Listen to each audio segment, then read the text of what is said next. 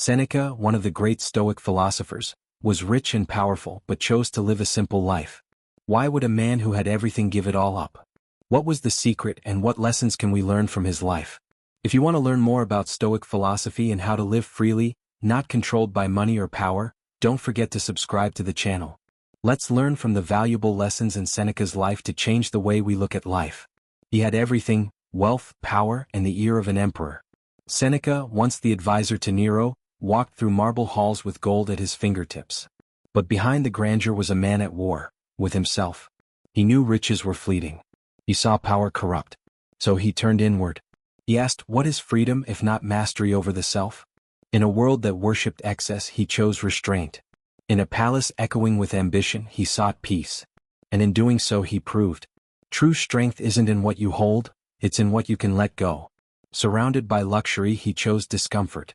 Seneca, cloaked in silk, would sleep on the floor.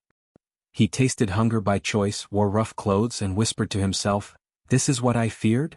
He knew the truth: comfort breeds softness. And softness? It breaks under pressure. So he trained his soul like a warrior trains his body. Not because he had to, but because when life did strike, he'd already bled in practice. He lived rich but prepared poor. And in that choice he found something gold could never buy: unshakable strength. Power over fear. Freedom from dependence. It's not because things are hard that we don't dare, Seneca said, but because we don't dare that things are hard. That one sentence, sharp as a blade, cut through every excuse. Seneca understood, the battlefield is always the mind. Before you lift a finger, before you take a step, your thoughts decide whether you rise or retreat. Fear isn't out there, it's in here. But so is courage. So is fire. And when you shift your mind, the world bends with it. Dare first. Act boldly. The impossible? It only exists until you challenge it. He had wealth many only dreamed of, but he wore it lightly, like a robe he could shed at any moment. Seneca never let gold chain his soul. He stood in the storm of opinions untouched. He held power but never let it hold him. Because to him true mastery was this: to walk among temptations, praise, luxury, influence, and remain unmoved. He reminded himself daily, what I own must never own me. That's not weakness. That's strength forged in silence. The world offered him everything, but he chose freedom. Seneca's wisdom was simple but profound. Prepare for loss before it finds you. Imagine, he said, that everything you hold dear, your wealth, your health, your loved ones, could vanish in an instant. Not because you want it to, but because in imagining it, you train your heart not to break when it happens. It's not about pessimism, it's about resilience. When the storm arrives, you won't be caught off guard. Instead, you'll stand firm, grounded in the quiet strength of someone who has already faced the worst. Loss will not defeat you because in your mind you've already let it go. And in that letting go you gain everything. To Seneca, life was a lesson in dying. He didn't see death as an enemy lurking in the shadows. No, it was an inevitable companion walking beside him every day. He understood, to truly live, one must learn to embrace what comes after. In accepting death he found freedom. Because when you stop fearing the end, you begin to live without holding back. The constant awareness of death sharpens every moment, gives meaning to the now. Live fully, not as if you are immortal but because you know you are not. In that knowledge, there is a peace that no wealth or power can offer. In a world where ambition often wore a mask of deceit, Seneca stood tall in his integrity. He worked in the heart of power, surrounded by manipulation, corruption, and self-interest. Yet he refused to compromise. For him, virtue wasn't optional, it was a necessity, the very foundation of a life well lived. Seneca knew that success gained through dishonesty would erode the soul. So he chose the harder path, a life rooted in honesty regardless of the temptation to take shortcuts. To him, integrity was the true measure of strength.